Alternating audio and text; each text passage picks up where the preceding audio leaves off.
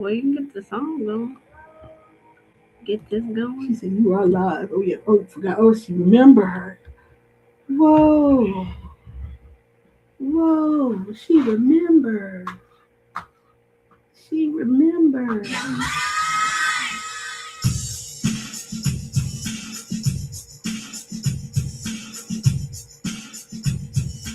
Let me check and see if I get on live on here. It is. You gotta check it.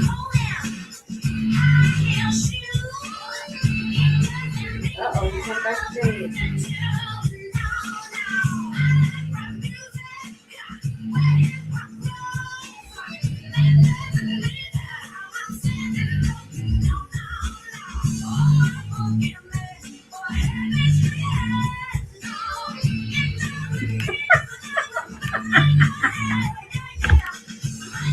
Oh, what was your memory, Missy? Oh, okay.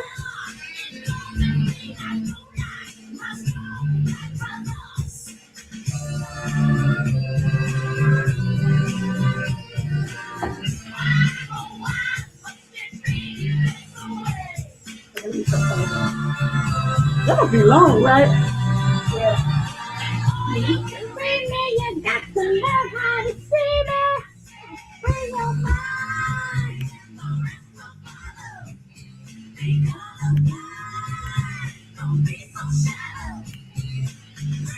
Heck no.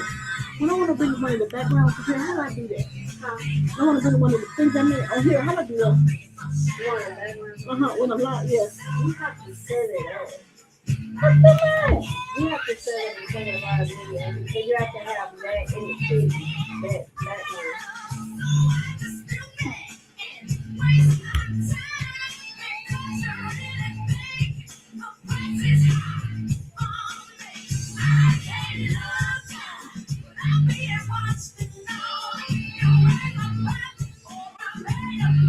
Nope.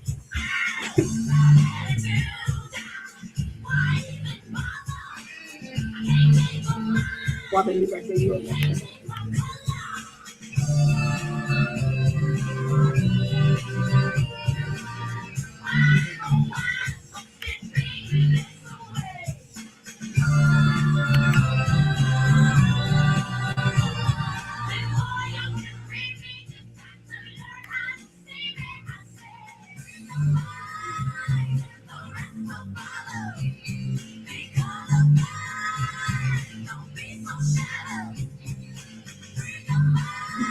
she take last night.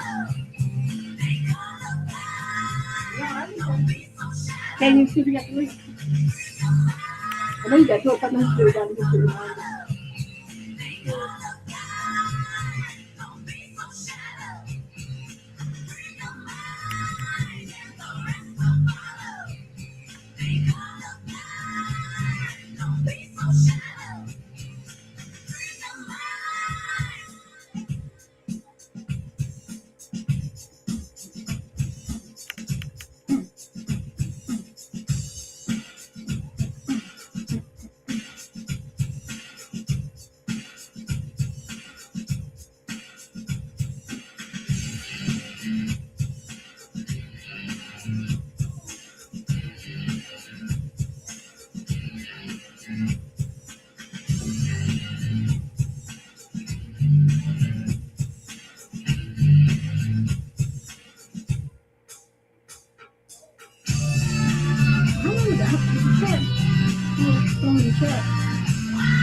You got a minute left.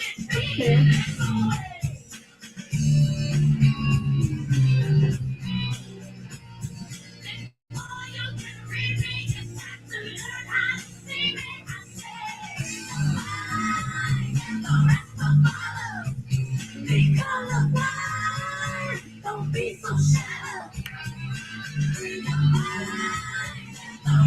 Oh, God, you lied to me. Oh, Yellow. oh.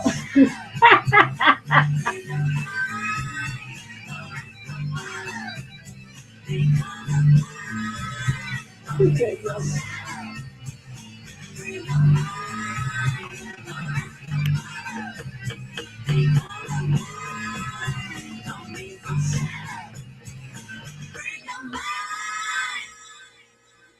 Yeah, that's a good song for him.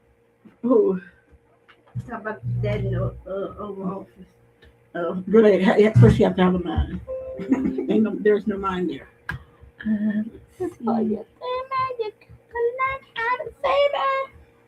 Okay, stop singing.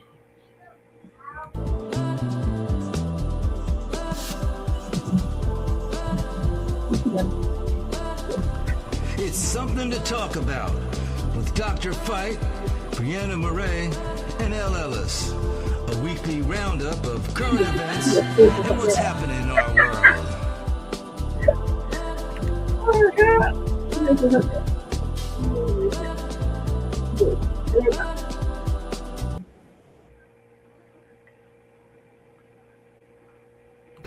Great day, ladies and gentlemen. Journey with me to Numbers chapter 13, verse number 30. And it declares, and Caleb stilled the people before Moses and said, let us go up at once and possess it, for we are well able to overcome it.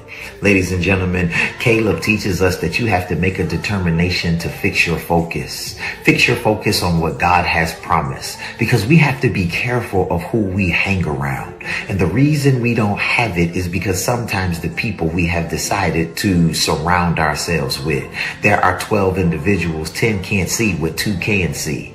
They went to the same place and saw the same thing, but they came back with 2 different dispositions and demeanors. See, there are no promises that come without a problem attached to it. And you have to understand that these big people, 6 nations, 1 people of Anak, they're big people, but people have already been defeated once in their past. And if God had already defeated them, they should be able to sing the song, Giants Do Fall. Put something in your hands that they have. And that's why my prayer in this season is that God will deliver us from the public opinions of other people. Let's pray. Sovereign God, you are the author of our destiny and the keeper of our promises. What you have spoken over our lives cannot be canceled by people, opinions, or obstacles. So God, give us the strength to move forward without fear and the wisdom to discern what is for me and what is not. Break every chain of limitation, every voice of doubt, and every connection that seeks to hold us back from what you have ordained. I declare that no person, no setbacks, and no circumstances will stop what we have been promised in our lives. We will rise, we will walk, and we will fulfill our destiny that you have prepared. Amen. Hey, I'll see you next week if God says the same. Grace and peace. Am I up? You can do just go up either. Okay. All right, you guys. Oh, I didn't know. Forgive me. Well, we are back. Welcome back to Something to Talk About. It is our first day back from spring break. And must I say this? That break was well needed, well rested, and we come back loaded and ready for some great conversation, something that may influence you in a positive way, something that may give you some food for thought. So we want to do all of that and then some. Whatever God has in store for us to do, that's what we're going to do. Dr. Fight will join us shortly, and I went real fast right there. I know I did. I know when to speed up. All right. If you guys were listening on our station, KELM Radio 101.9, or if you were just tuning in here and you're listening, at the start of the show, our song was In Vogue. And you know, we've been hearing a lot about the group In Vogue. Some of you may know them and some of you may not. But the track that we played at the start of the show is Free Your Mind. Don't be so shallow. Ooh, be colorblind. And what it was about, don't be colorblind, don't be so shallow, something. It said learn how to see me before you read me. Yeah. All of that. So funny enough though, that song is very, very important today. And that song was made back in 1990? Yeah. 1990? It was in the early 90s. I wasn't yet here. And I remember that song been done on A Different World. So it had to be 1990. 91, somewhere up in there. But anyway, so I bring them to the forefront of the start of our conversation because, Brianna, can you pull this up for me? We got a little small, but I can we're gonna talk about In Vogue. We're gonna talk about TLC. Still talking about TLC. We're gonna talk about. Is it Uh, about this? I sent you another one, No, that's not what you said. but you can make it bigger because if you make Wait, this, let me see. I want you guys to take a look at this. If you guys follow me on, okay, Is it about? no, Well, you can see that one. okay, he may. So we're talking about if you guys are watching me on Yeah, we'll TikTok, just keep it because you're going through both of them. Anyway. right? Go to our live stream and you'll be able to see the picture I'm talking about. So there's been something circulating on social media that I want to talk about. So as we're talking about TLC and Salt and Pepper, along with In Vogue. Okay, first of all, That's kind of an insult. it really In Vogue should not be on the same billing as Salt and Pepper and TLC. First of all, we're talking about real singers. In Vogue, every one of those women can harmonize with music or without music. So to me, there's apples and oranges. I just want to know who set this up because Salt and Pepper. What I said earlier, I said I know what you said for song I know, Brianna. Push it. There you go. Salt and Pepper. That is like the only song that I really know, but because I wasn't really into rap, younger, and I'm just just not into it. But I do remember them. They were was that considered the first female what is rap group? Salt and Pepper. Yeah. Okay. Well, anyway, these two heifers. What you say the little yellow? What's her name? Cheryl, and then Pep. And you know what it does on me? I said, you know what? Wow, how corny was that? So they called themselves Salt and Pepper because one was light and one was dark. Yeah, I guess. So. Yeah, I was like, it just really occurred to me today. I was like, so that's what the whole Salt and Pepper came from. And I really should have recognized that because when I was in I think junior, when I was in high school, and I think I was a junior, and we had to write a thesis paper. And so my paper was on it was on Paul Laurence Dunbar. Let me correct myself. And he was a poet, and I think part of my thesis statement was Salt and Pepper, something to that. So it brought me back to that moment where I wrote my thesis opening, and actually I got an L in that paper. Thank you very much. But yeah, and I said, oh, Salt and Pepper, huh? So that must have been a thing back in the day when we all was in like high school or something. The whole black and white Salt and Pepper thing. I guess so. Well, anyway, the question has been: should certain aspects of this tour be replaced? And my answer is going to be yes. Now, I posted this on Threads and I asked you guys to chime in on it. I have not checked to see what people responded to, but I will do it later on. I'll tell you what those results are. But so it's been circulating around. Should they be replaced with SWV, Brownstone, or Total? Can you tell me what I can forget what music Total made? Can't you see? With Biggie. No. Can you just see? Okay. All right. And then Brownstone, who they were founded by Michael Jackson, and then SWV. So I'm kind of torn. I think it should be Brownstone because SWV had their comeback and they toured for like damn near 2 years. So they come back when they started touring like 22, and they were touring for a minute. So, Brown, can you put up a Brownstone song for me, please? So I play live. Yeah. So I want you guys. I want to get baby. Oh, no more right now. Your brain froze. Huh? The baby asking for what you call it. But here's the thing. I want you guys to listen to Brownstone, and then I got to do a TLC. Cause you know what? And I know everyone's upset with Chili, but well, let me just say disillusioned by her. But she is. Well, she's disillusioned about a lot. You want me to play? Yeah. Okay. Well, I missed my first goal. I love you on TikTok. So I want you guys to hear this. So who listen to Brownstone? All right, let's go.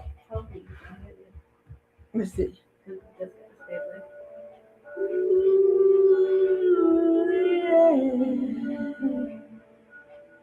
What? Turn it on. Let's go here. You gonna turn it here? No, you got the speaker. Okay. Well, guys, take a listen to this. This is Brownstone, and tell me if they should be on the billing. I'm acting like Howard McGee for a minute. But I'm starting to question the love that was made.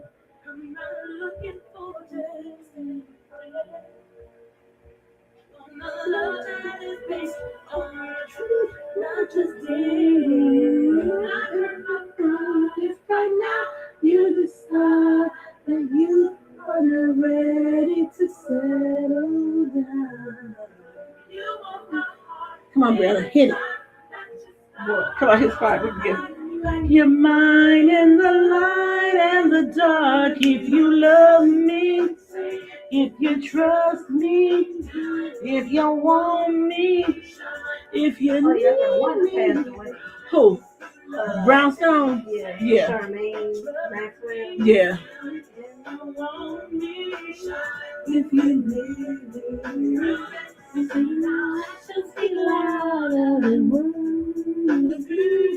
So don't just say things that I've already heard on to find out your soul. I don't wanna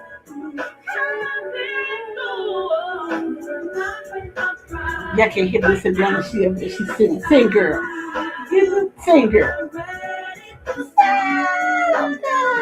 So if you want my heart, then it's time. Oh, I don't crack when come back. Act like you're mine in the light and the dark if you love me. I gotta tell y'all a joke. Sis, when we come back here, based off this song, we already know it's gonna be about. If you know me,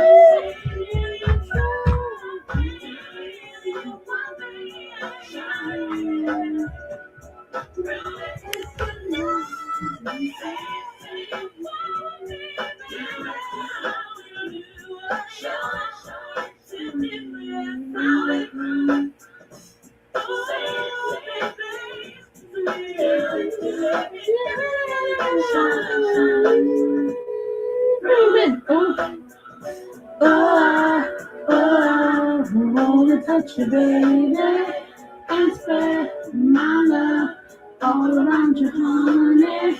And if you can, you gotta show, baby, true love.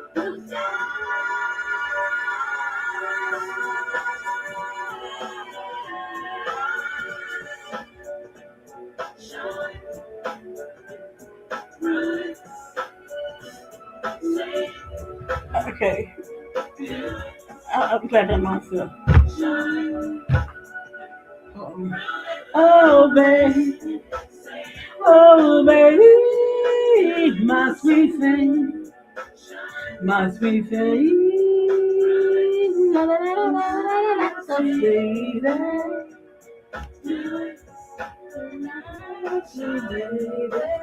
Go ahead, Brianna. Come on, Brianna. Oh. This is why I can't say Beyonce because you have to have some sort of range.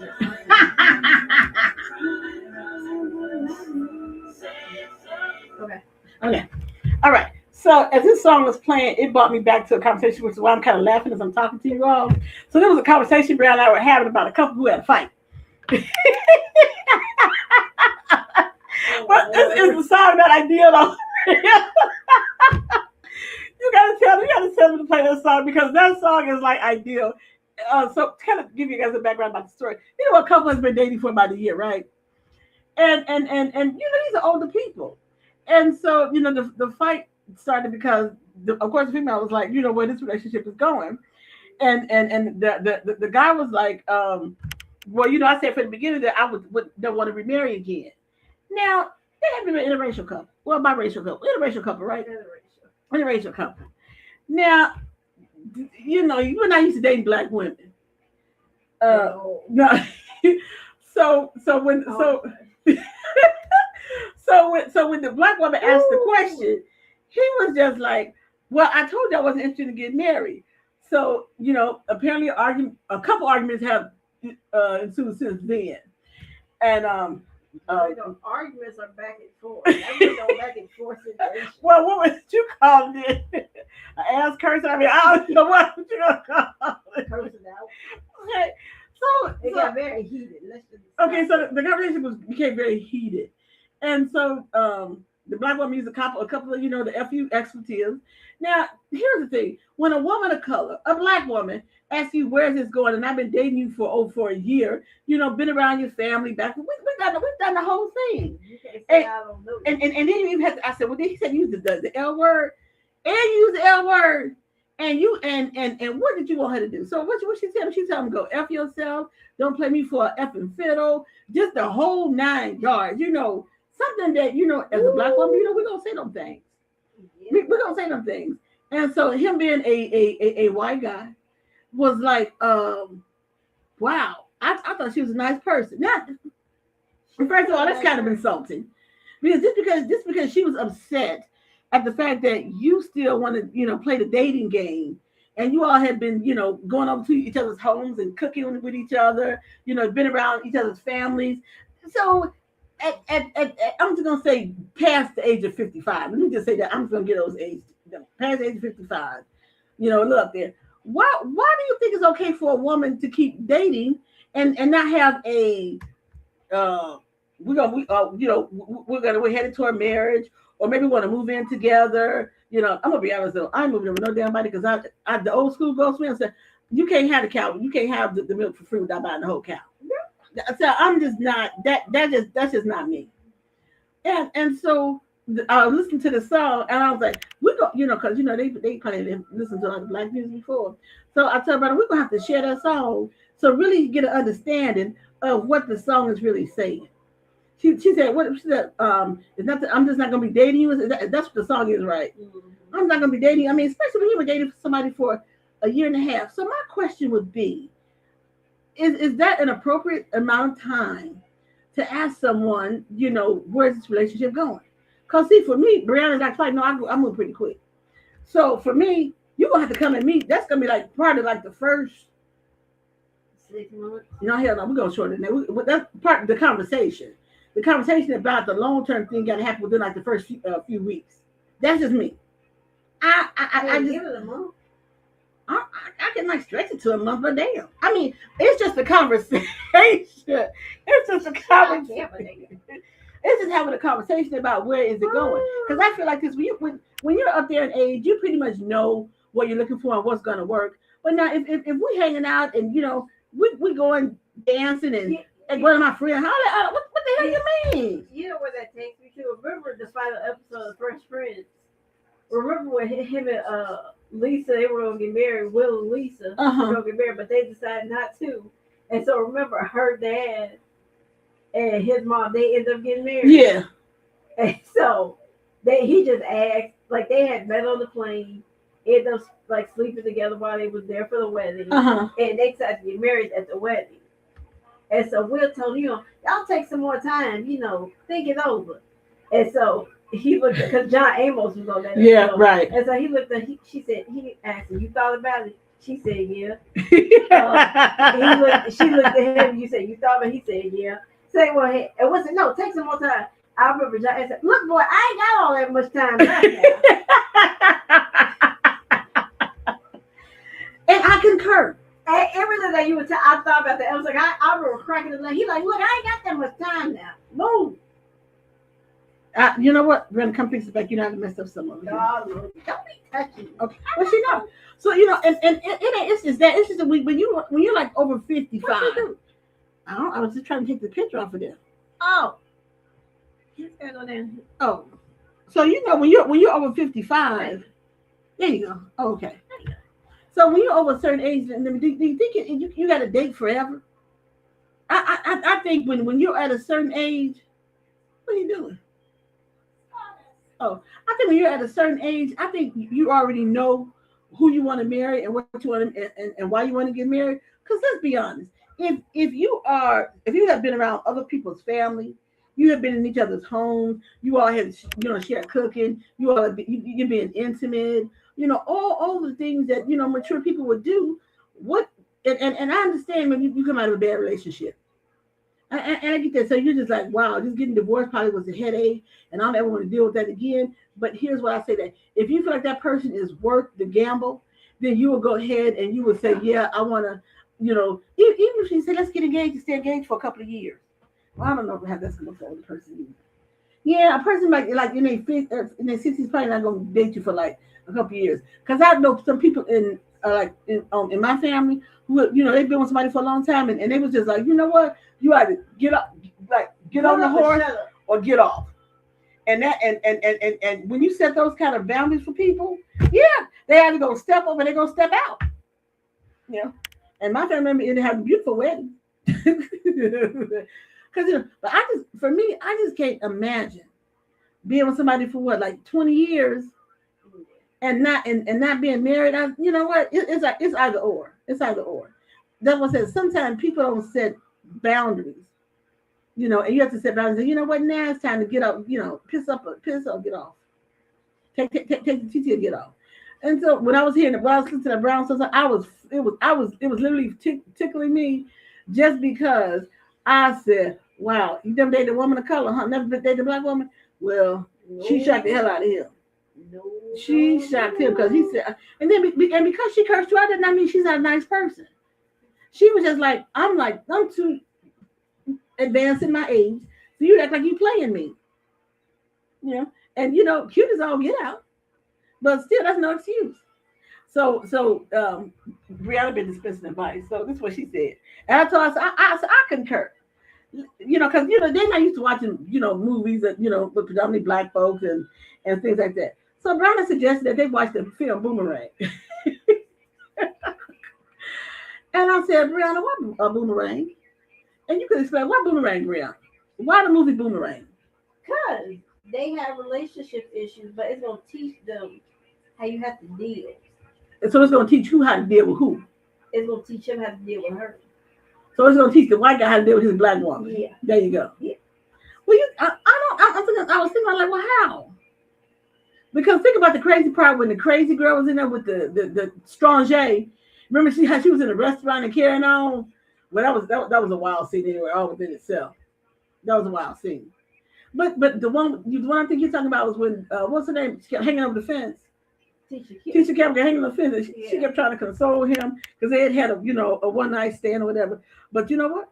Marcus was wrong because he used to have a one night stand. And he had a one night stand with her, the crazy girl hanging over the fence, and she said had a thing for him, and she was just trying to be friend with him and trying to comfort him, whatever. And then he told, well, she said, you can come up and have a drink. He said, not even a diesel port. Yeah. Not even boy. She said, no, I mean, I always try to be like, well, leave your hand all over the back. Oh my God. I ain't saying that. So the fact that that particular scene will help him understand a black woman when her tone gets, when she start getting talking real fast.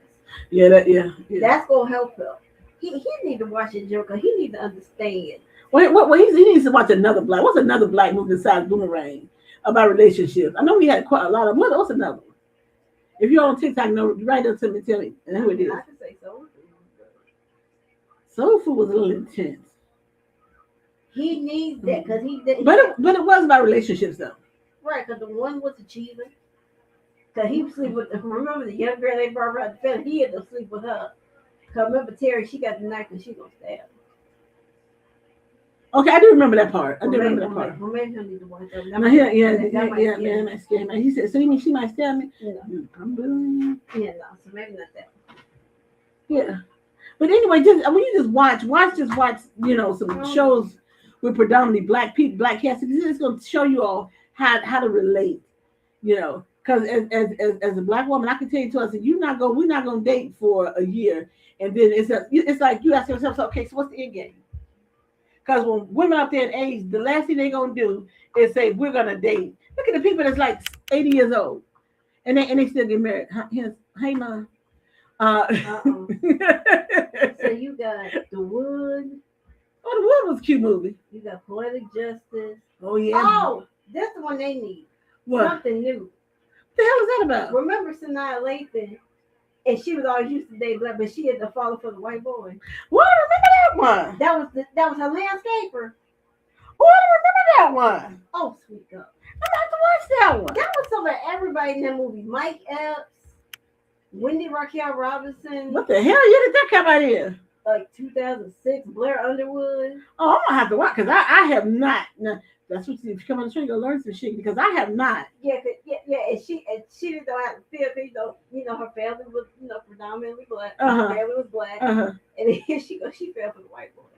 But she had changed her because she wore like all the hair weaves and stuff. She got with him. She cut her weave out. She had a natural hair going on. Why? I don't know. But they was like They got together during the movie. Then they broke up because she was like all tripping about the relationship. And what you talk about it? Maybe I do remember seeing it. She maybe really wouldn't commit, and she was still like messing around like with like the black guys because that was like what she was used to.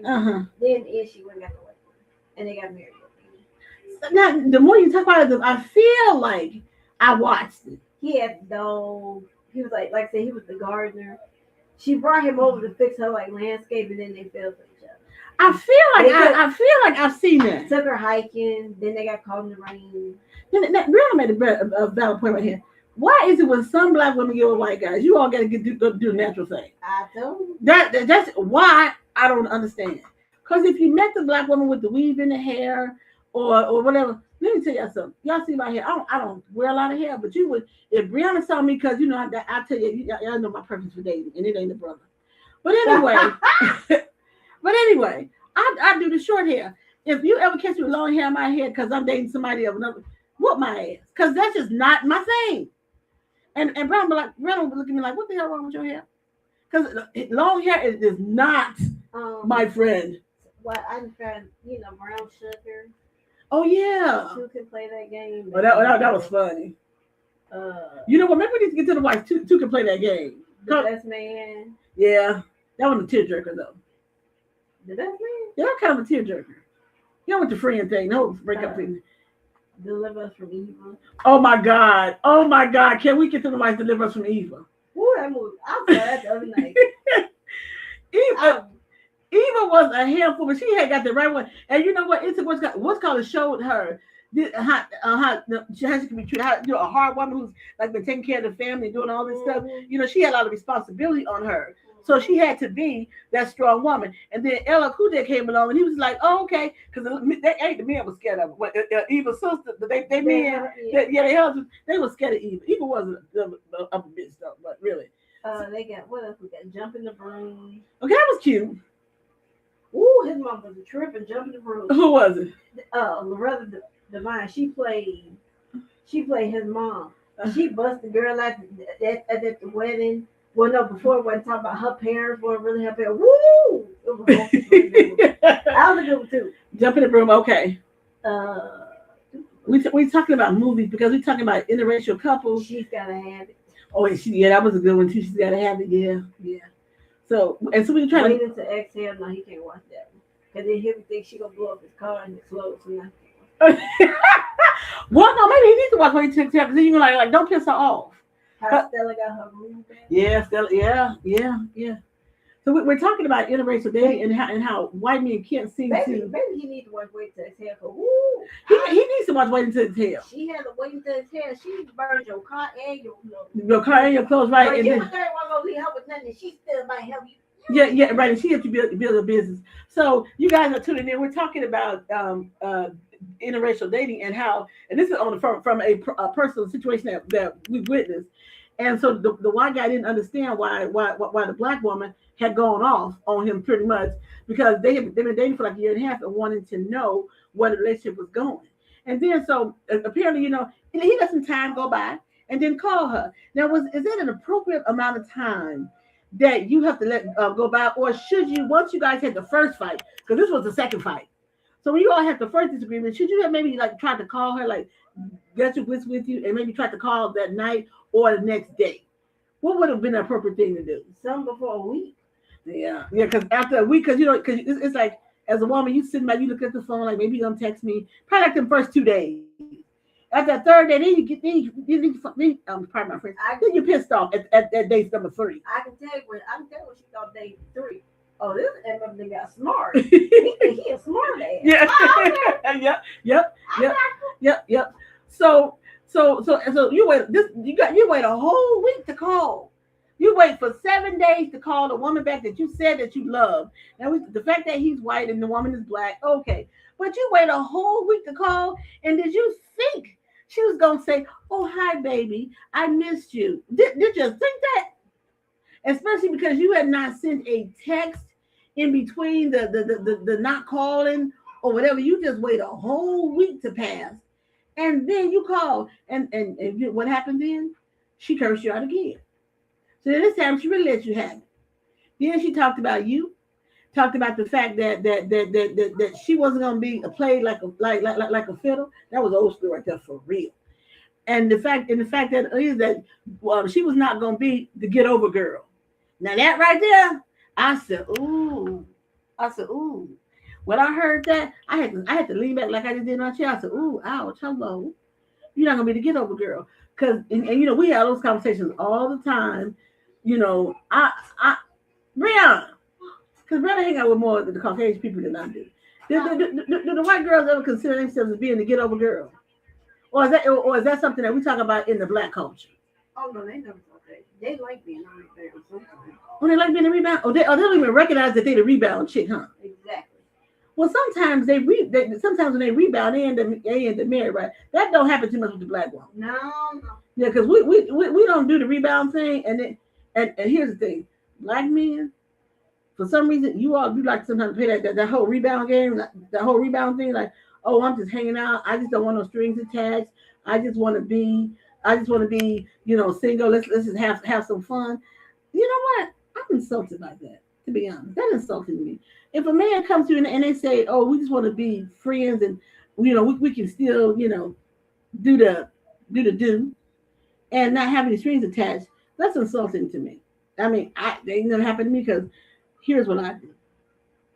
I make it abundantly clear at the start of probably the conversation what my intentions would be, especially if we've talking for a few weeks and you start to understand where that person's coming from, all those good things, and then the male comes at you and say, "Oh, I just want to be, I just want us to have, but not, you know." What do you do with that as a woman? Where do you go with that? Where do you go with that? I don't know. I have no idea. But anyway, you guys can leave your comments. Leave your comments there. Brianna, come put us on another song for me. We're gonna go into a musical break. Are we gonna do some more? Who we gonna do now? Who we gonna do now? I don't know. TLC? No. Who we gonna do? I did TLC. We did Brown still. No, we didn't do. Oh, let's do Total. Let's do Total. So we're gonna give you guys some music from Total because we're gonna talk more about that conversation and other stuff. A lot of you guys popped on. I guess you guys like that conversation we were having about the whole interracial thing.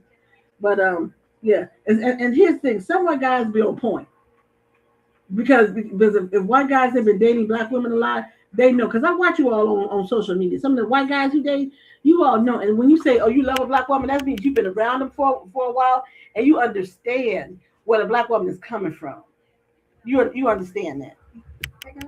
Okay, go ahead. So you guys, we're gonna play. We're gonna Total right now. Mm-hmm. So we're gonna do a song by Total. So go to KELM 101.9. Just go to KELM Radio. You can, if you got a device you want to say, what's my device? What the device is? What's the thing? Alexa. You can tell Alexa to bring up LB Media, and Alexa will do that. And then, so let's go. Let's get some Total in here, and we'll come back with more of our conversation for this afternoon. Now, who is this? Kissing You. Oh, Kissing You by the great Total. I'm watching the WNBA draft. Oh, okay. Well, that's part of my sport. Can't pause my life. Exactly. Huh? I had to close the door because he was standing between the door. And next thing I know, Chuck me outside. How you reach the mic over here, Mom? Mom, you reach the mic over here?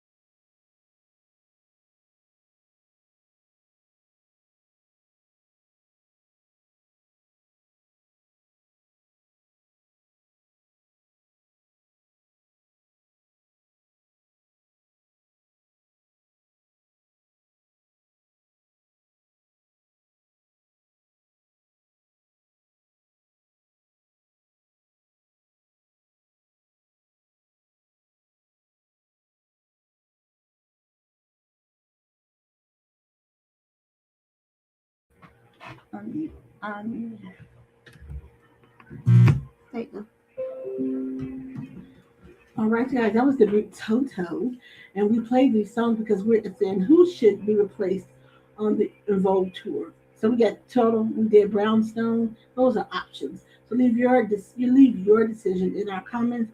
But now let's go into the next story, which is the Michael and his daughter Paris. But we'll get to that. But let's show you the trailer for Michael first, because I told Brian, I said, I'm not usually a big theater person because if it's not a drive-in, we don't have drive-ins anymore. I usually don't want to go.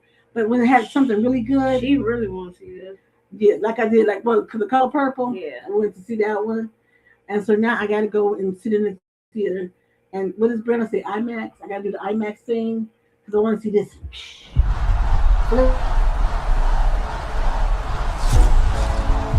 You're confident. You're strong. You're beautiful. You're the greatest of all time. Let me tell you something. In this life, you're either a winner or you're a loser. Y'all want to work in a steel mill like me for the rest of your days? No, sir. Yeah, because I sure as hell don't. Y'all willing to fight for it? Yes, sir. I need to hear you a little louder. Y'all willing to fight for it? Yes, sir. Ready whenever you are, Michael.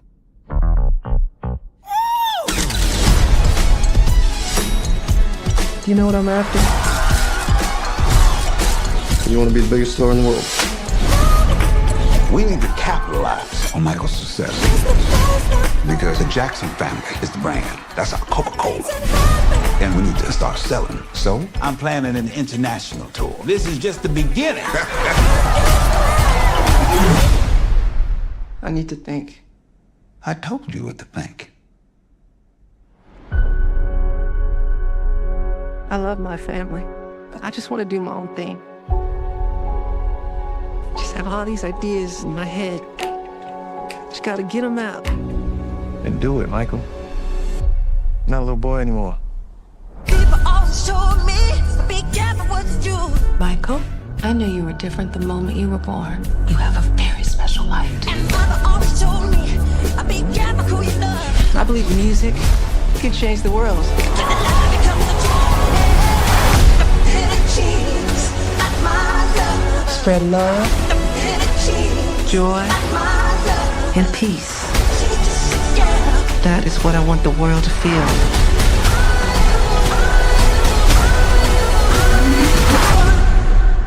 Magic.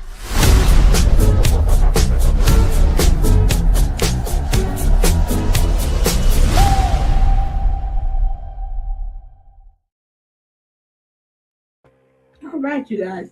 So we're watching the trailer for the new film Michael, which comes out April 24th, I think worldwide, but they had a special preview, I believe, over this past weekend, and two of Michael's, both of Michael's sons were there, were there.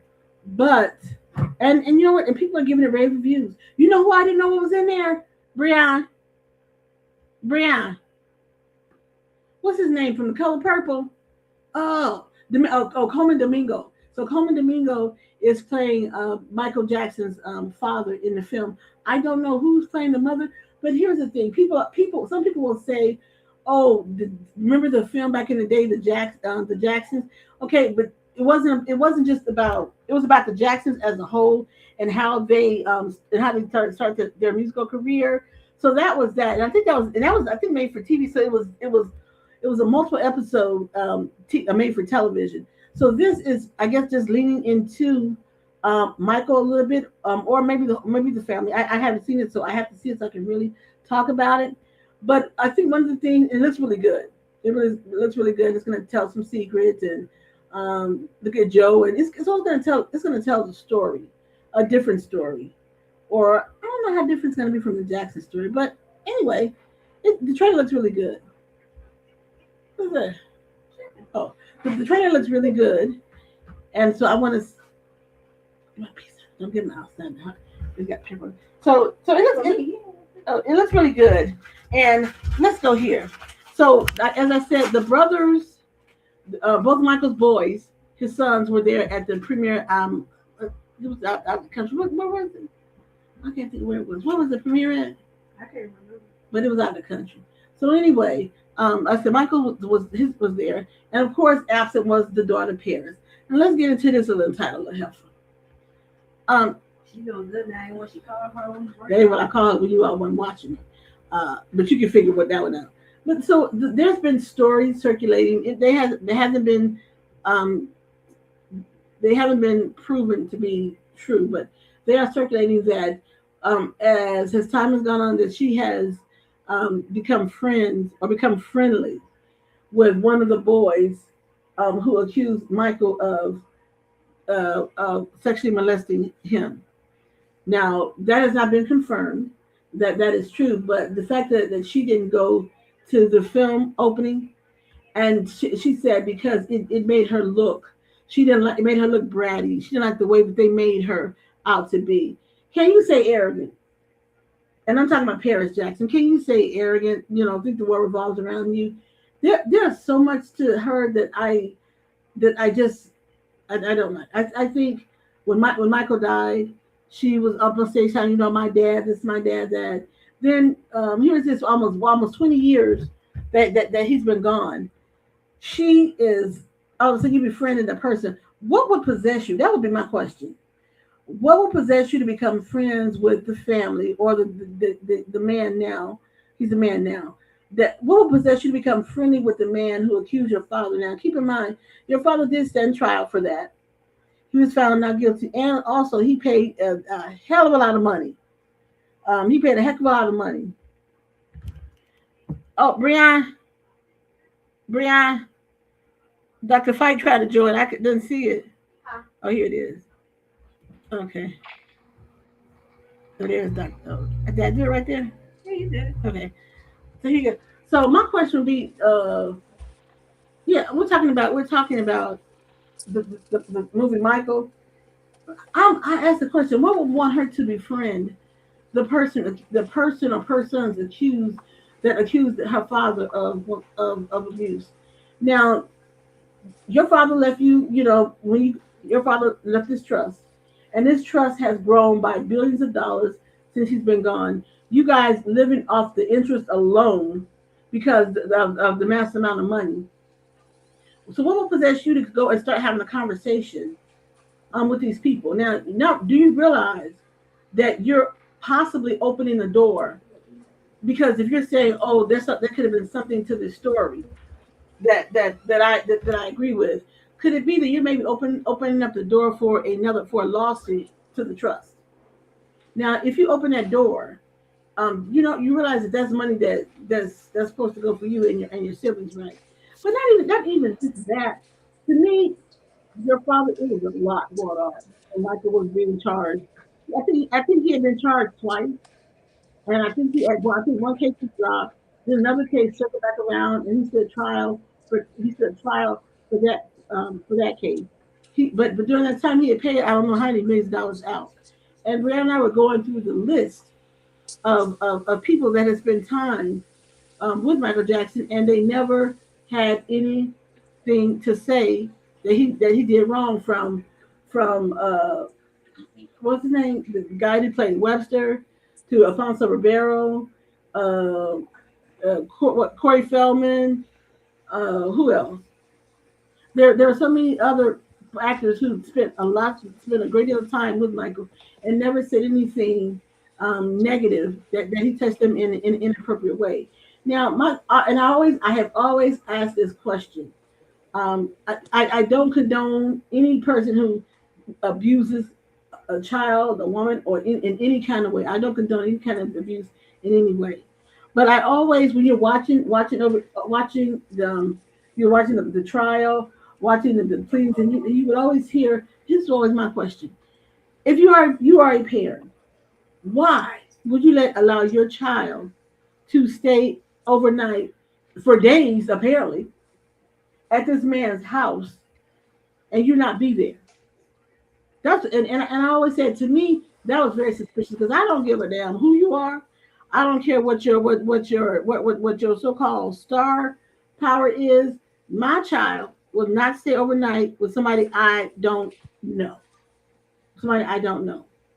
And so I was always very skeptical about these people. So for if it's true, for Michael's daughter to say you have so-called you become friendly, that's the phrase being used. You've become friendly with a supposed victim. What does that say about you as a daughter? I mean, Paris has always been bratty and entitled. Nothing like her brothers. Nothing like her brothers. They like I said, they want to applaud their the work that their dad did and all that good stuff. So I'm not understanding why you come out now and you have something to say about your father. I God knows I don't get it. I don't understand it. And I think she needs to sit down and shut the hell up. That's what I think. Hey, Dr. Fight, good afternoon, good evening. Hey, how you do? We do pretty well. Did you get in on the conversation? Yeah, you were talking about Michael Jackson and his money hungry family. Ooh, okay. I didn't go that far, but okay. Well, I was really talking about the disrespect of the daughter, because she's.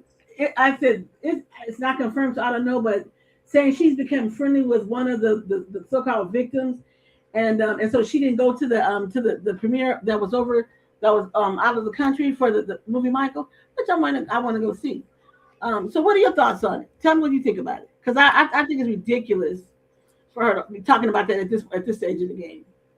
So I read that the family was not endorsing the movie because they did the movie or made the movie without the family's consent.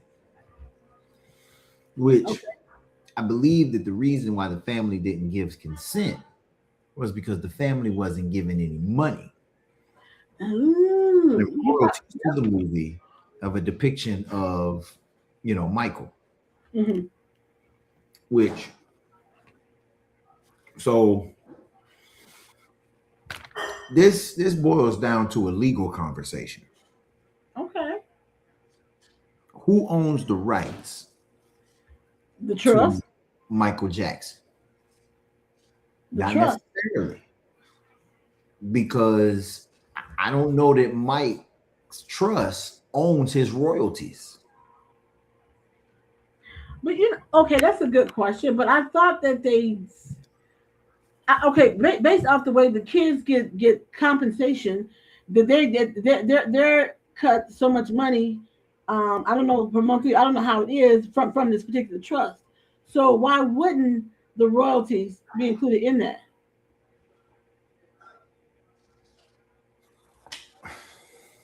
I know it's a good question. I know. So Michael Jackson's royalties were sold out of his estate. A part of his catalog, a significant estate, was sold in 2024 to Sony. Okay. And so some of his music is still owned by the estate. But 50% of the interest in his music was sold for a little over $1.2 billion in 2024. But okay, so does that money still go to the trust though? Well, that money that Sony obviously sold, yes, goes to the trust. However, the point of the movie is based off of who gets the royalties, because the movie is going to be based off of the music career and life of Michael Jackson. And that's the image and likeness of Michael Jackson, which goes into his royalties and who owns it. And if Sony owns majority of the royalties, then it's going to be real particular of what the producers of this movie uses in the movie and who they would have to pay for what they use.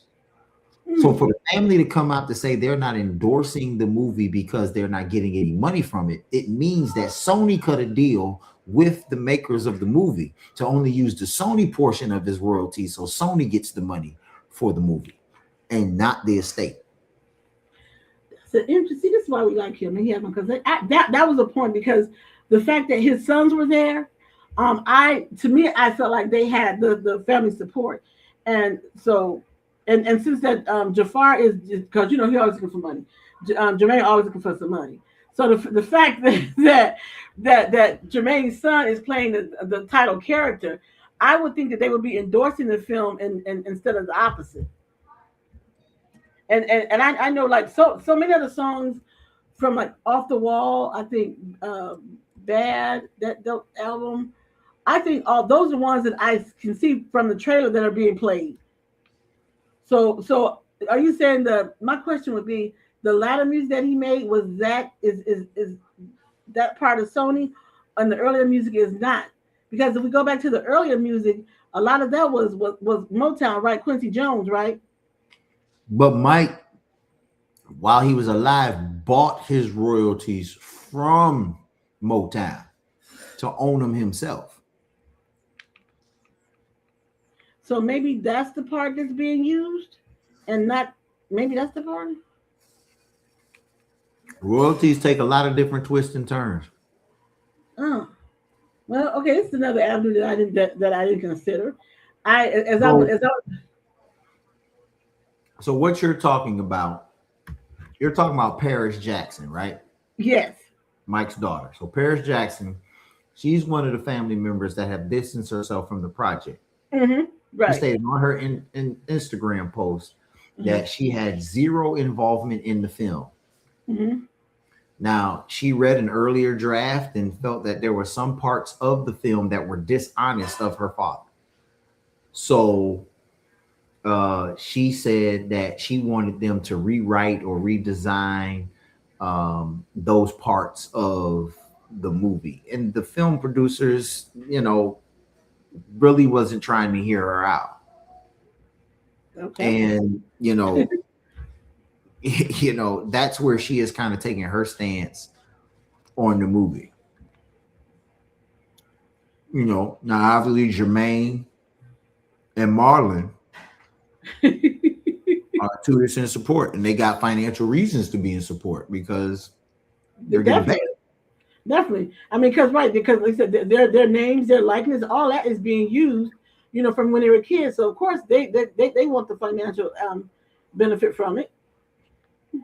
I just think that this girl, and I'm gonna call her girl because Michael's daughter, she's always to the right, in my opinion. She's always out of the box. What is it? What is it specifically that she's saying that they don't like the way that she don't like when her father's being portrayed? When I've been reading information that she has, if it's true, if it's confirmed that she has befriended someone that her father that claimed Michael molested. So it might be two parts to that story from her, maybe. So I'm thinking that's the reason why she's distancing herself from the film. First of all, there's been no evidence that Michael Jackson molested anybody. Agreed. I agree with that. Second of all, here recently there was an article that was done to show that some of the people that came to the Neverland Ranch were people they were trying to keep away from the Epstein Island.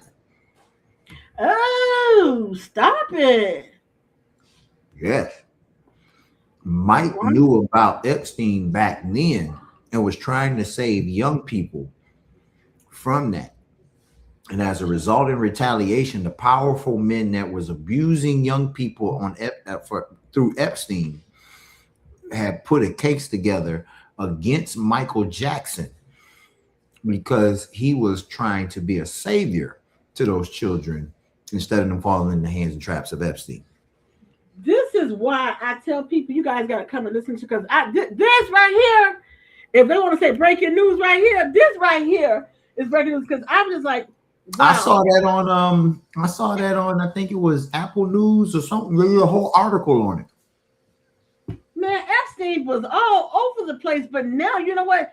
That makes more sense to me because, like you said, I followed the trial from the first time they said that about him, and that got dismissed.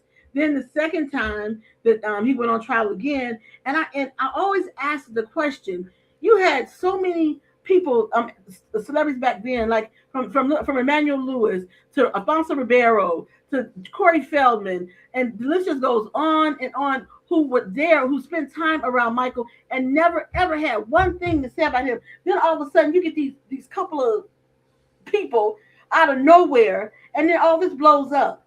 So yeah, that's because I always wanted to know. Thank God for Dr. Fight. So I tried to find the article here, but Google debunks the theory. Google says there is no evidence to support claims that Michael Jackson used Neverland Ranch to save children from Jeffrey Epstein. This narrative is a viral conspiracy theory frequently appearing on social media platforms and is not supported by documented facts. Chronicling the discrepancies, Michael Jackson purchased the Neverland Ranch in 1988 while Jeffrey Epstein purchased his private island in 1998, 10 years later. This timeline contradicts the claim that the ranch was established to rescue children from the island, which just because he bought the island before Epstein bought his island doesn't mean. I mean, now if it happened after it, okay. So no evidence found. Existence searches, including those in redacted documents, found no evidence linking Jackson to the rescue of any Epstein victims. Viral theory. The idea has circulated online, often framed by supporters suggesting Neverland was a safe haven, contrasting with the accusations in documentaries like Leaving Neverland. Social media claims. Such claims are often presented in short videos on social media, prompting investigation into their validity. So you just add another layer to me because I've always wanted to know, like where how these claims came to be. I think it was like two families, if I recall correctly, that made these claims. The one family, I think at the first time, the one family made the claim, and Michael just wanted to pay them off. I mean, is that what it was? People were like, well, why would he pay them off if he had done anything? You know what? Because at some point, stuff becomes a nuisance. I would just, just pay it off and be done with it. I mean, is that something you would have done, Dr. Fight? no, I don't. First of all, you don't have to pay off. I don't have to pay off anybody because I ain't done nothing. I don't have to pay off nobody because I ain't trying to hide nothing or diminish anything. But I always thought from the moment that they targeted him, I always thought there was a reason behind it. I always thought there was a reason behind. All of a sudden, he became this target for no reason. Because Michael had been having kids there at his ranch for years, and nothing. Then all of a sudden factor does not factor to me. That's why I've always questioned. I said, I don't believe that. Not because follow the trend. Follow the trend in music industry of what happens to these artists. So Michael Jackson, for years while he was alive, held his rights to his royalties. But then this sexual assault of minors case shows up to try to bankroll Michael Jackson to get him to sell his royalties for money to continue to sustain his lifestyle, pay for his attorneys, and because now with this case, they're trying to bankrupt Mike in order to get control of his royalties. Same is true with what they said about Bill Cosby. They came up and found this woman knowing that he had already testified under oath when he had immunity for his testimony, where he admitted to giving something to this woman for her to relax. They used that to try to criminalize it, to get him not to buy, what was it, NBC or CBS? NBC, it was NBC, yep. Right, that was coming up for sale at the time. Because they did not want the messaging of Bill Cosby and the black socialization movement to be on prominent television. It's okay as long as it's on BET or MTV or something like that, but not on one of the mainstream mainline stations.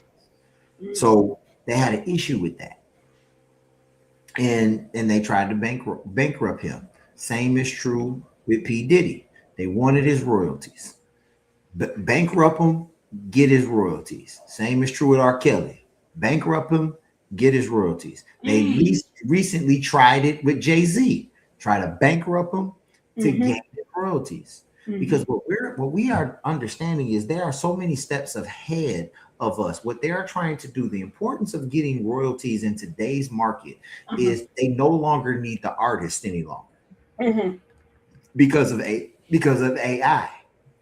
AI allows you to reduplicate music and you got the royalties for it. You don't have to pay anybody, and you can create a whole new image behind the new music that you're sampling from the old music to get millennials, Gen Xers, Gen Zs, baby boomers to hear a sound that they're familiar with that they will support, but give it an image of a newer generation that they will support. So you have all of these generations that's supporting the same music in order to now get a new revenue stream from old sounds with a new face.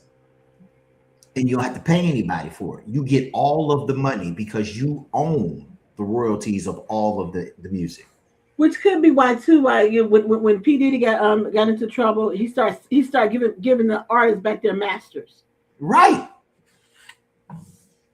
Because instead of giving it to Sony, the people who want it, give it to the artist. Look, I'm getting so much clarity. You know what? We're back from spring breaks. I think Dr. Fight got fresh, and I got fresh too. So we're ready to go.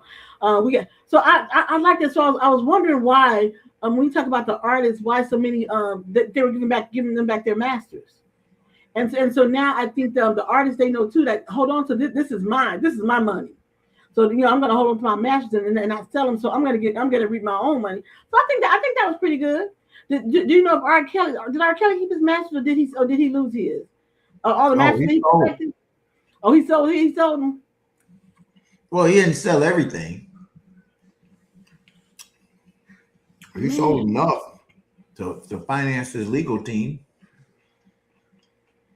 This is what I'm gonna say. I have been watching, and I don't like to ever do like the whole black and white thing, but I guess guys, white folks is some of you. Let me just clarify, some of you all can be some ruthless individuals.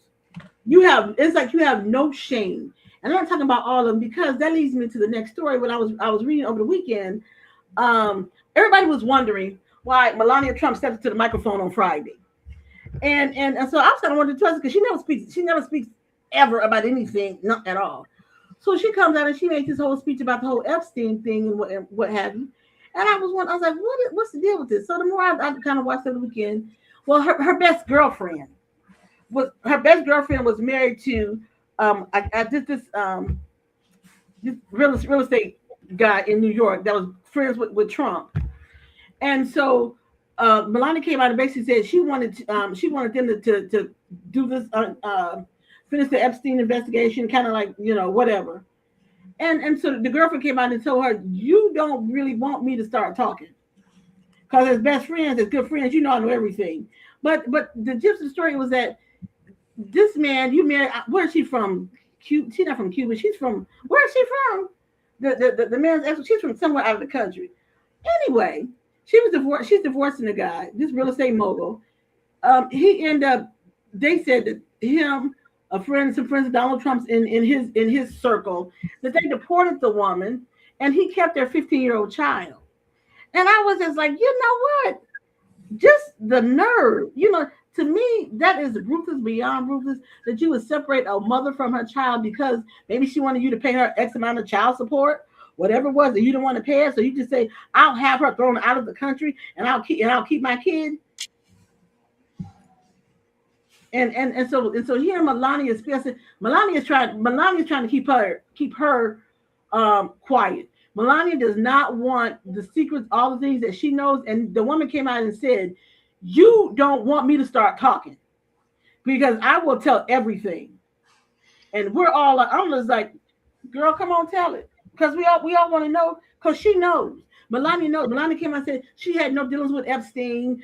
She's tired of people talking about that. Next thing you know, 24 hours later, a whole picture with her, Epstein, Trump, the woman that's on her. They all buddy good friends. Just the whole. To me, the word Epstein, this man is the root to a lot of this, but it's almost like it's the secret society. There's something that these wealthy elite, these white men are in, and the dirt that they have done, the dirt they continue to do, it is mind-boggling. It's mind-boggling. What do you think, Dr. Fight?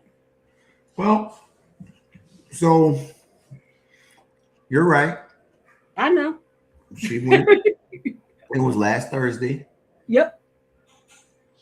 And she acknowledged in her speech that she admitted that she had been photographed with Epstein. Mm-hmm. She announced that in her speech. She also said that she did not have a relationship with Epstein or his associate, Ghislaine Maxwell. Uh-huh. She only attended some parties with them from time to time. And overlapping in social circles is common in their kind of arena that they socialize in. Mm-hmm. And so she also asked Congress, I think, to open up an investigation to some of to verify her claims and this, that, and the third, which speaks to the mentality of her and her husband, that they want to use the government to help them when it's beneficial to them, but they don't want to use government to help regular people so that it's beneficial to them. So since your name is being slandered and you're losing revenue or money, and now because of the allegation, now you want Congress to do something. But what about Congress passing universal health care for everybody and stop dismantling the Affordable Care Act? What about, using Congress to see if it's a good idea to go into war before you spend billions of dollars a day funding a war, but you can't even fund college education for the rest of your country or people who live here? Like these are the issues by which we have that you want to use Congress for what's beneficial to you, but there are things out here that we as American citizens that you're not using Congress to make benefit for us. Let's be clear. Like I know they could care less about the American people.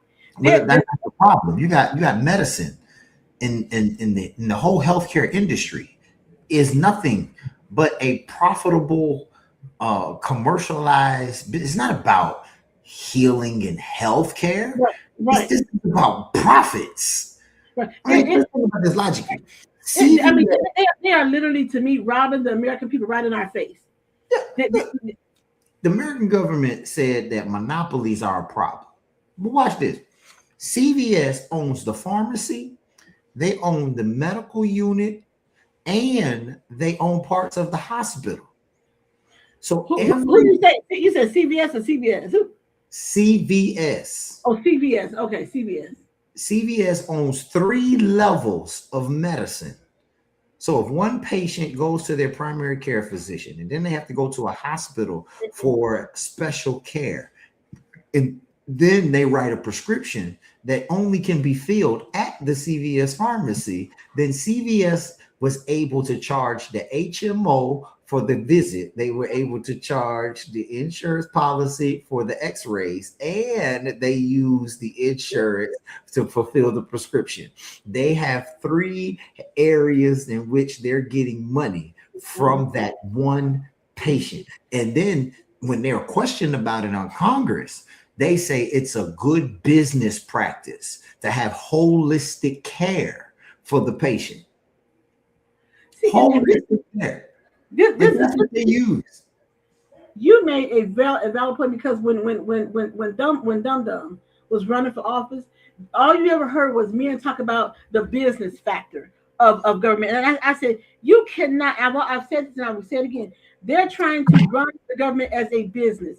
You cannot unilaterally run the United States government or any government as a business. And they have seen for themselves how it has failed. And it continues to fail on a regular basis. Well, I still try to argue with my men about how do you all figure that? And first of all, if you even thought you could run the government as a business, why would you choose a businessman who's failed horribly as a businessman?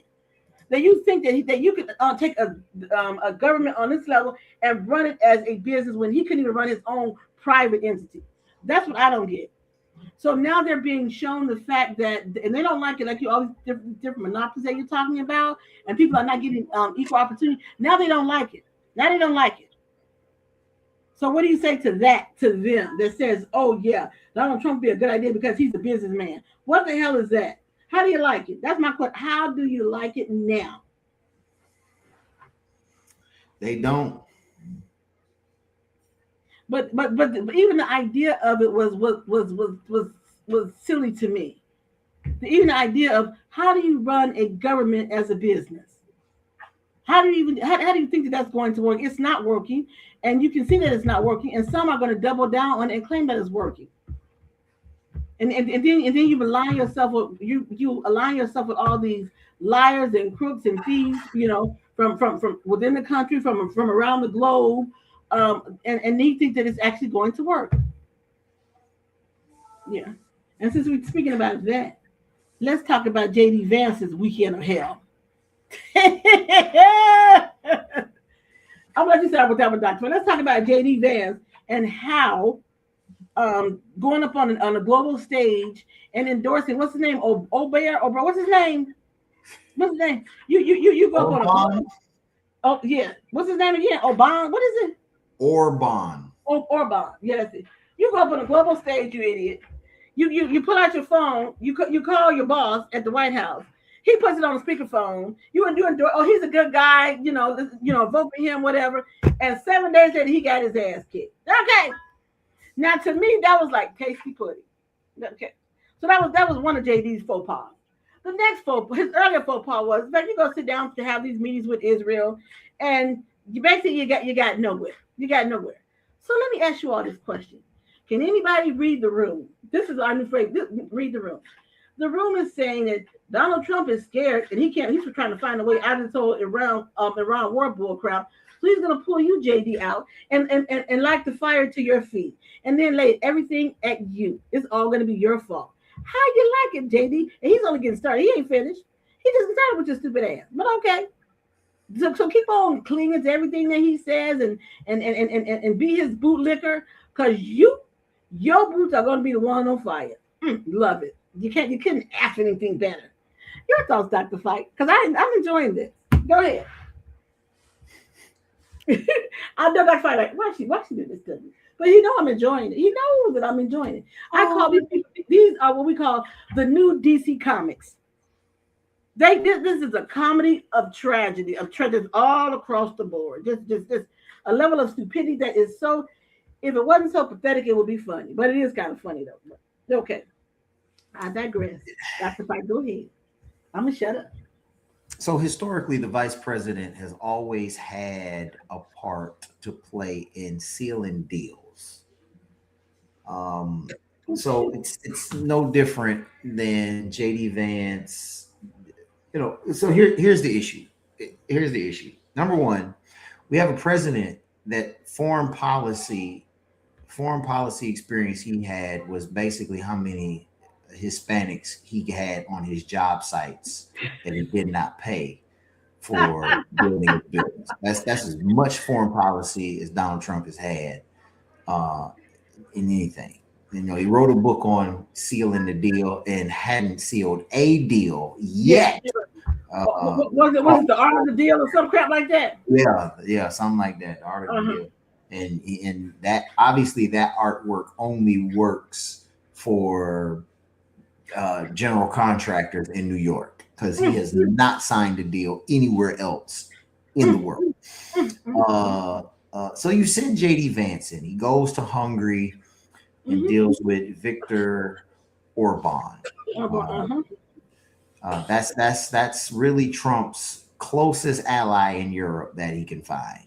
Now, the issue is Orban lost his election, I believe, after 16 years in office. That's correct. So when he could get JD Vance can't get any headway with Orban. He then, in a last-ditch effort, tries to negotiate or reopen negotiations by heading to Islamabad. He tries to talk to end Iran's nuclear program. Mm-hmm. But the only thing he has to offer in this whole ordeal is a Trump threat to bomb the country. And as Trump would say, put them back into the Stone Ages. Mm.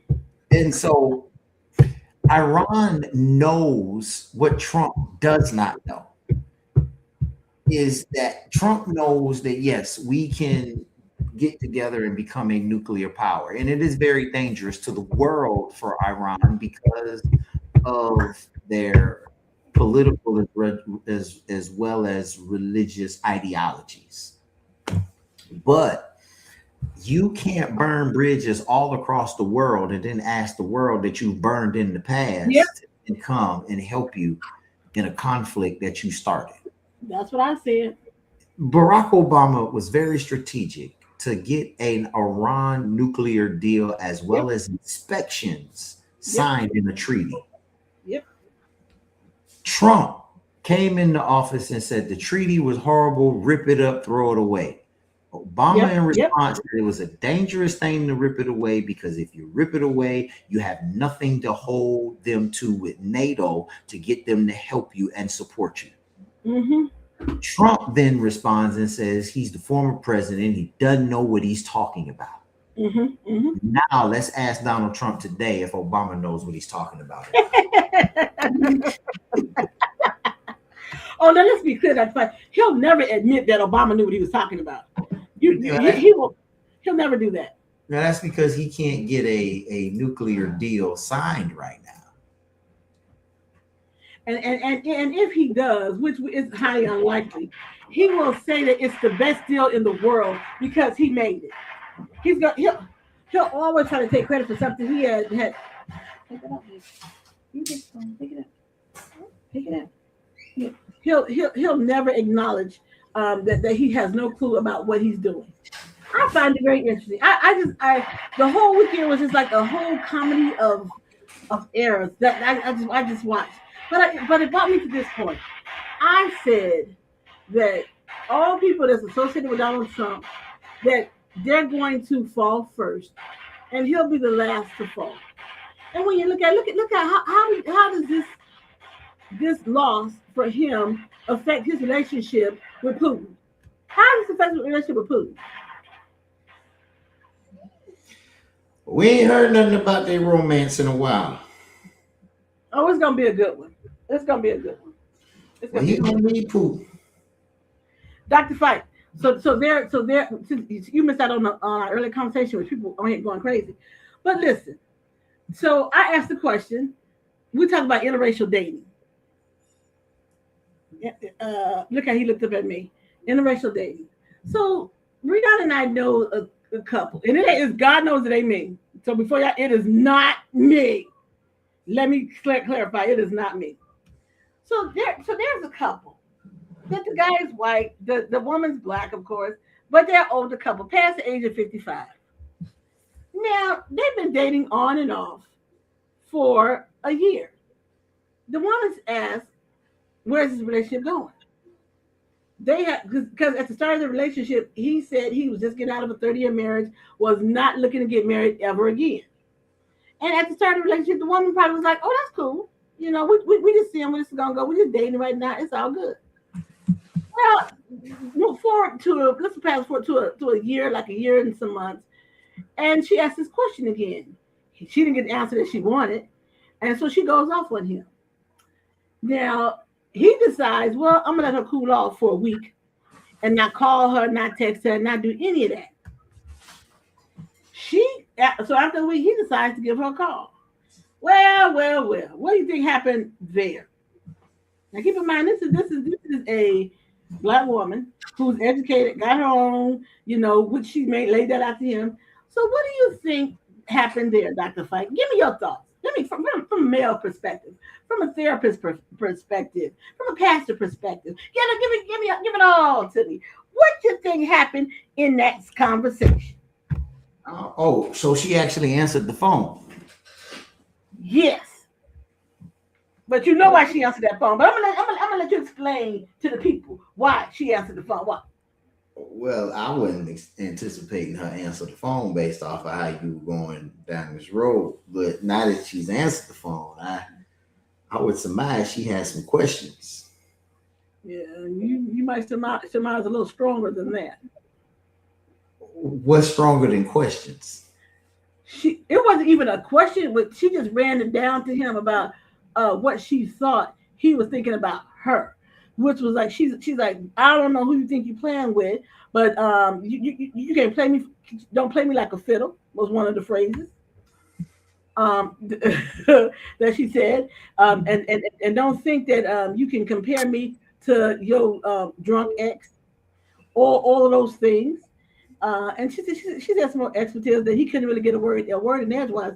I think she was just waiting to get to tell him what she had been thinking for a whole week. See, the problem is you don't give us a black woman a whole week to have a conversation with ourselves, because then the longer we go, the more conversation we're gonna have and the more pissed off that we're gonna get. So when you finally call or we have a conversation, it's gonna be one sided. Me telling you what I think about you, and then we're gonna leave it at that. Dr. Fight, I'm gonna let you walk on through the door. Come on. Well, so you said it's interracial dating. Yes, and these are people that's way grown, that's over 55. This Somebody woman is black. Yes, ma'am. Yes, sir. I said yes, sir. Yes, sir. And the man is Caucasian. Correct. All right, so all right. Let me cultures deal with conflict differently. Okay, that's obvious. Yeah. As well as genders. Okay. Men deal with the same conflict different than a woman would. Case in point, a man half the time, if another man was approaching his woman, the man goes to the man. He doesn't deal with his woman. Okay. He goes to the man, he confronts the man, he says, hey, this is my woman, and I don't appreciate you coming at her in this manner. Mm-hmm. Two men will deal with it and handle it. If a woman saw another woman approaching her man, most of the time, instead of that woman going to the woman to deal with it, she goes to her man. Why are you even allowing this woman to gain your space and have access to you? And I will agree with that. That's because that's a woman's mentality of dealing with that conflict. A man is not asking his woman, why are you allowing this man to be in? Because it's a man's wiring nature that if another man crosses a line into the life, he as a defender and as a protector has to defend and protect his woman. So he excludes her from the resolution and the solution in order to make sure he's able to protect and defend his woman. A woman, on the other hand, is a nurturer. And so a lot of times it's more so you're allowing a woman to nurture or to gain your confidence in an area that belongs to me. So it's your fault that you allowed this woman in my space. And so you got to value me enough to evict her so that I can maintain and keep my space. It's two totally different approaches to the conflict that is given. And so when you add just the sexual, and I'm not talking about sex in a sex kind of way, I'm talking about in a male-female construct. It's one way of dealing with things, but then when you turn and put culture in it, you're raised to see certain things and conflict different ways. And so a lot of times we got to understand that Caucasian women and Caucasian men don't see things the same way that black men and black women see those same things. And I do think that's part of it, because one of the remarks was like, oh my God, I thought she seemed to be such a nice lady. And then that came from him. And my response was, because she let you have it, she told you what she was really feeling, you feel like she's not a nice lady. And so, to be funny, his mind was kind of blown, which I thought was kind of funny. We tried to like kind of keep him laughing because he was like, oh, man. I mean, that's something that I would do on top of that. You let me go on the week don't come. I'm going to let you have it, and I've experienced that. And so Brianna suggested to him that you all need to watch some black movies to realize, to understand how to deal with black women. And it was funny because she told him to go and watch Boomerang. I said, maybe let's find him a couple more movies. So when we came up, let's come with like Deliver Us from Evil. Let's watch that one too. And then let's go. Two can play that game. Let's throw all those in there because but then here's the thing: you've been dating a woman for a year and some months. You've been around each other's families. You even use the L word, and when she asked you, like, where is this going? What should your response have been? It was not to not call her in a week. What do you think? I mean, because if I'm dating you for a year, and we've been doing all the stuff grown folks do, and then so she was like, why are you playing with me? Why are you playing with me like that? And so I think she was justified. I think that's the proper response to a situation and scenario like that. You gotta realize and understand that women don't. I'm not judging y'all, but this is true. Women are emotional creatures. Hold on, they want me to pray on this meeting. Hold on. Okay. Dr. Fight is going to. He's gonna give a prayer. He's gonna come back and talk about that but I do think that I think it's more of a see, these are things when you're dating a person of a different race. I think these are conversations that one must have before you really get into a relationship. I mean, for me personally, I've had to have these are conversations about certain things that I talk about like within the first week or the first couple of weeks, because that it's going to be some people in the world who still may not agree totally with interracial dating. And if you have only dated like within your relationship for like 30 years, that's where you are. That's where you ministry of prayer. You said what? That you may have, you can continue. And try to do it in 30 seconds if you can. Yes, you can finish. I hear your other thing in there. I know you're doing two things at one time. You know I am. You can be out that funny if you ever. But so I asked the question. What? First of all, I don't think unless he comes across with a ring, I don't think the relationship is headed anywhere. Because I think it's been a couple of missteps. I feel like you may have misled her, even though you say you love her. How do you get past the fact that you don't even reach out for a week because in your mind, I was letting her calm down? That's not good. That's not good. Well, I told you there's a different way of processing those emotions and those feelings. He felt like there was time that needed to be had in order to breathe. And there's different schools of thought of conflict resolution. Some people want to deal with it while the iron is hot, and some people want to wait for the iron to cool off so that you can actually have a conversation without yelling and screaming. There's not a right way. It's a way of preference. One might say, don't give me that time to breathe. Let's talk about this and rehash it now. And somebody else may say, no, I think I need to calm down first before I say something that I may regret. And so there's multiple schools of thought on that.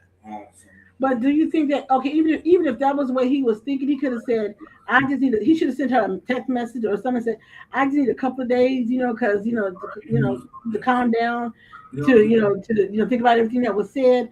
But instead, you just let her stew for like a whole week and not say anything.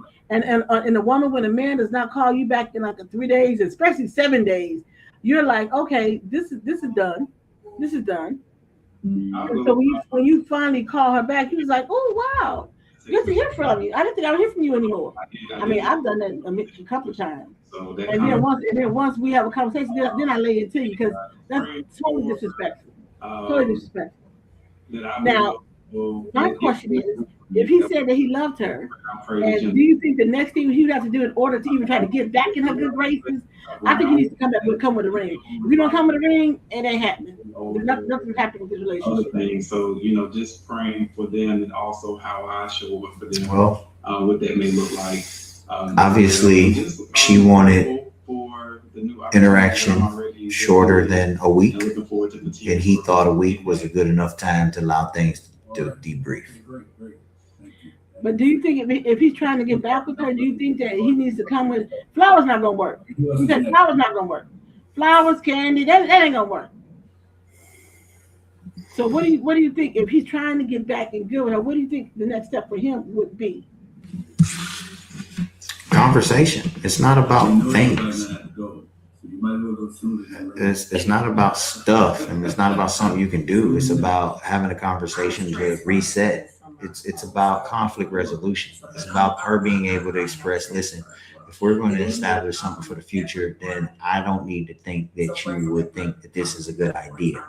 And he needs to express to her that, okay, I only did this based off of my thought as it pertains to this here. And once the two parties are able to express, now you establish a road moving forward and hit the reset button. And now let's see if this is change behavior or continual behavior. And if it's continual behavior, I got a decision to make if I want to continue to live my life like this. Or it's a decision to say, do I even want to reset with what I know now? It's not about flowers and trinkets and going out on dates and things that they can buy or do to earn your affection again. No, it's about a level reset of what we know about each other at this current moment. That's how you deal with conflict. And I think if I'm her, and from the beginning, he was just like, I'm just coming out of a long-term marriage. I'm not looking to get remarried again. But you were like, okay, at the beginning, okay, that's fine. We just dating to see where it's gonna go. Well, after spending holidays together with the kids and meeting other family members, to me, he would have to know. But I'm not talking about men. But you would have to know that she's going to ask that question at some point. That like, where do you see the future? Where do you see us going with here? Do you want us just continue to dating forever? And we're like over 55. We're like 60. We're going to continue to date. That's not something that in her mind, I think that she's looking for. And I think he should have known that. And been a little more cognizant of what she was wanting. So my thing is, did she make a mistake at the very beginning at accepting him saying, I have no plans of wanting to remarry ever again? Should she have said at that point, well, maybe you're not the person that I should be with?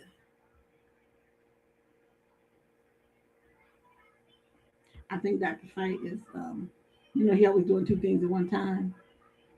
So, Brian, you want to come start? Get ready for the sports? What a baby. He's asleep. No. Oh. I was trying to watch it in case he did. Dr. Fight talking. So, I was rehashing our early conversation about the couple. I figured I heard y'all while I didn't come back in. Oh, why? So I asked a question to the audience. So you asked that question. Do you think that they should just, get rid of the relationship? Because Dr. Fighter said they should maybe have a conversation and do a reset button. But I don't think a reset is necessary. I think a reset. I mean, he was up front with what he was. And that's my point. So what? Yeah, I was trying to watch it, make sure he did, because he in the lake. Oh, yeah, I can see that on his face. Mm-hmm. So my point, I don't think a reset is necessary. I think that she needs to accept the fact that he said right that he don't want to get married anymore, and that they don't, and he don't want that other kind of commitment. And so I think now she needs to say okay and just let it go. I would say don't call me anymore, right? Because he did make it clear at the beginning, but as women sometimes we hear what we want to hear. It's called selective hearing. Y'all heard Brother say it's called selective hearing. Yeah. They awake and let him listen. I know. Because he was sleepy earlier. Yeah. and we dodged that one. The living light on. Turn it down, girl. And he go. I know he's been sleeping from earlier today. He's sleeping from earlier today. Is he going, girl? Oh, okay. Okay. All right, I'm back. Oh, he back now. Report in. Okay, you done now with the other one? Yeah, I'm back for a couple of seconds. Oh, okay. So I was asking Brianna, and we both agreed. We said, since he made he made it clear at the beginning about him not going a long term. So we said, you know what? Really, there's nothing to really talk about. He don't want the relationship to be long term. Because he made it clear, in my opinion, that he said, "This is not what I'm not looking for anything, like any type of a long term commitment or marriage. So why do we need a reset? We don't. Well, maybe not. Look, before Dr. Fight go back, so his team, they have a new head coach, his North Carolina Tar Heels. Oh, they got a new head coach. They have a new head coach, but what is it, Caleb Wilson? He's going one and done, so he's going to the draft. Who's Caleb? He was on the Tar Heels. What you mean the one and done? He doing one and done. He went there for a year. Now he going to the draft. Oh, he going to the draft. Oh, okay. Speaking of which, the WNBA draft is going on right now. You got that going on. The regular season for the NBA just wrapped up, so now you got the play-in games. I don't even understand the reason for the play-in games. I don't understand it. Well, I'm gonna say congratulations to Dr. Fight, his Charlotte Hornets. They had a winning record this year. Oh, and they're in the play-in. Why, if they had a winning record, why do they have to be in the play-in? I still understand this. Because the teams that are ranked 7th through 10th have to play for the 7th and 8th seed. They're giving an opportunity. It's another revenue stream that they're giving an opportunity for teams 9 and 10 to have an opportunity to. So in my Charlotte Hornets situation, they wouldn't have made the playoffs without a play-in, right? As the 9th seed. Okay, but did we always have a play-in? No, it's not. Okay, why? Because they felt like more teams should get an opportunity for the playoffs. So you have one. So what they did is you would have 1 through 6 sets. So seat number C. So if you're seed 1, 2, 3, 4, 5, 6, if you fall in, you go straight into the playoffs. But if you're one of the 4 teams that's like 7 through 10, and you have an actual shot, you go into the play-in.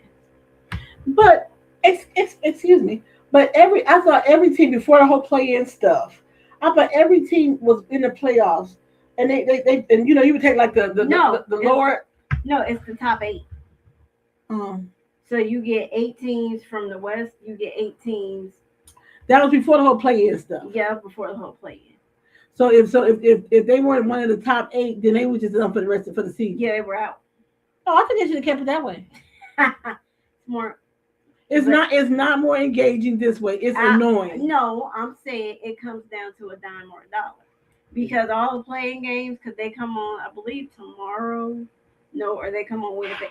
Either way, every freaking playing game is on Amazon. Ugh. I am so annoyed. I'm like, y'all tripping. Oh wow. But yeah. So they decided to come up with the play-in. Like they also decided to come up with the in-season tournament. What the hell was that? Where they play in season for the NBA Cup. Oh, they doing too much. Yeah. They doing too much. This is why people are kind of lackluster on like the regular season, because they have so much other crap. They lackluster on the regular season for a multitude of reasons, because you got teams tanking like it's going out of style. That's another issue. You got players sitting out 90% of the time, which is why they had to do the 65 game limit. you have to play a minimum of 65 games to be eligible for postseason awards, and a lot of people are not eligible because they didn't play 65 games. Wow. Yeah, they doing too much. Can we just go back to the basics with the NBA? Really? I mean, you're doing way too much. I like the new format with the 65 games. I do. But just mainly. Well, I think that's fine. I'm talking about the whole playing situation. I am a go-to person. Well, first of all, it ain't a situation. They really haven't. It is a situation. Playing, okay. Like I just said earlier, my Hornets wouldn't be in the tournament if it wasn't for the playing. But I mean, exec team make decisions. Right, but to me, it kind of when you have it the old way, if you want to call it that, where the top 8 teams that they play or whatever. To me, you're like, you can if you all really want this, you see the fight is harder, it's more intense for the players during the regular season, and those people will play those 65 games or whatever is needed because they want to go to the next stage. But when you have this play-in stuff, to me, it dilutes a person's will to want to really play hard. No, it doesn't. It does to me. I don't want to watch all that crap. I want to watch the ones who going, and I want to see who's going to be the final two in the end and play. That's why the NBA season has gotten longer because it is. Scheduled a little bit earlier, but glad to be able to make it and be on the phone with everybody. We are still getting used to the transition of the Zoom. Are you talking about you listening up? No, I'm just listening. I mean, we can agree to disagree. Okay. I just think it's not. I want to ask Brianna what she think about Juju not getting drafted. Juju. Very careful. Brianna. That mold. Who is Juju? That is Juju? What's like thinking about Juju not getting drafted? Who is Juju? Juju Walker. She played for USC. Is that a white girl? No, black girl. Oh. She did her ACL. I'm actually surprised she didn't get drafted. Well, she's not 100% healthy. Yeah, but probably. But she decided to sit out this year and not worry about coming back to USC to play. Oh, in order to prepare for the draft. Yeah. And we had picked 14 and 15 at the end, and she ain't drafted yet. Do you think that was a wise move? I don't, because if she is back healthy and she's playing like how she was playing before her injury, somebody gonna miss out. From a family standpoint. They took. So you know how UCLA won the national championship, right? What, 3 or 4 of them got drafted in the first round? 3 got drafted back to back. Lauren Betts went to the Mystics. Gabriella Hawkins, she went to the Chicago Sky. And then their teammate Kiki Rice, she went to the Toronto Tempo.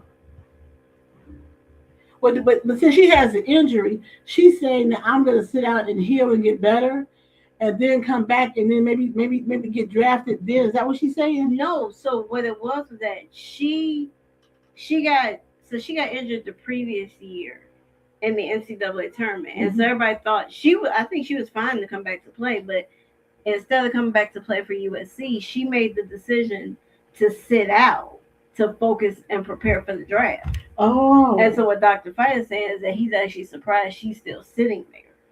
Oh, she hasn't been. Oh, so what round are they in? They only have 2 rounds, so they're going to the second round. Oh. So if she doesn't get drafted, she's going to go undrafted, and then she can sign with any team she wants to. Oh. But I mean, just based on her game, when you watch her tape, the girl can ball. So like I said, I'm actually surprised she's still sitting there. Maybe they think she won't be 100. Could be, but I mean that's why you do physicals. You know, you find out where her health is at, and you go from there. So, we shall see. Okay, keep on with sports. That's pretty much it. It's just a lot of WNBA, NBA going on. You got the playoffs starting. Doc Rivers stepped down as the head coach. I thought he got fired. Part ways. I mean, you could say that, but no. Well, I think he saw the writing on the wall as it pertains to they're not going to have a roster next year that's going to be able to compete. Right. So he got out of Dodge. Now who did he coach? They're about to trade Giannis. They're about to trade Giannis. They're about to revamp this whole entire roster, and they're going another direction. And I think Doc realizes he's too old to be kind of coach these young guys. The NBA has changed, and so he's like, "Look, y'all can have it. I'll go back to broadcasting." Wow. And you can tell, wow, Dr. Fight. Wow. And that was basically his words. Like, he was quitting before the last game of the season. It's just when the final regular season game, he made it official. Because they lost their last game, right? That game went over 5 minutes, and it comes out to report Doc Rivers is stepping down as the head coach of the Milwaukee. Oh, well, it was already planned out. Right. Yeah, he already knew what he was going to do. Well, because a few years ago, Milwaukee was pretty good because you had Giannis and you had some other really good players. Milwaukee was really good, and then they made, because they have another coach, just their third head coach in the last 3 years. Oh, wow. Oh. But they did dummy because they had, they were 30-13, right? They were the number 2 seed, and they fired their head coach that they just hired, Adrian Griffin. And they brought in Doc Rivers. Oh. Which that's one reason why you ain't win none, because you did the other man dirty. You did right. Yep. Because how you gonna fire? He was 30-13. Y'all was the number 2 seed. Wow. And from the moment they fired him and brought in Doc Rivers, it's been downhill ever since. But wasn't he coaching in Phoenix or something? Who? Doc Rivers. So Doc Rivers started in Boston. Uh-huh. Doc Rivers he started coaching. I remember him in Orlando. Mm-hmm. And then he went to Boston. He was in Boston for years, and it was not until they got Kevin Garnett, Ray Allen, Paul Pierce, Rajon Rondo. He won his only NBA championship in 2008. Oh, okay. That's been 18 years ago. He ain't won none since. From Boston, he went to the Clippers. The Clippers, okay. Then he left the Clippers. He went to Philadelphia. Wow. Then he was just doing broadcasting, and then when the Bucks job came available, because they fired the coach, he thought it was gonna be something easy because they had Giannis. He thought he was just gonna slide in, coach real good, team was decent, and he was gonna get his second championship. Well, oh wow. Say it. So he pretty much done. He like, no. How old is Doc Rivers? 60 something. After 60 something, gotta be. I mean, he ain't that old. It was talking about not coaching anymore. No, but it's not. Oh, it's okay. I was just looking, but it's the new breed. This new breed of players, hard-headed, don't want nobody tell them what to do. Right. They all about the money and not the game. Right. He don't vibe with this, so he's like, I'm gonna go just sit down. And he's gonna go and call the games. Right. He going into the basketball Hall of Fame, so he's like, I'm out. Well, he went to a whole lot of damn teams. Maybe the Bulls should hire him. No, they shouldn't. Nobody should coach the Bulls. The Bulls need She said the Bulls need their throat cut, huh? They need their throat cut. You had a decent team that was growing, and you blow it all to smithereens. But that is like so typical Bulls. That is so typical of them. And then turn around and like, we believe in the coach. We want him to stay. Billy Donovan like, I ain't saying this. Billy Donovan is like, no.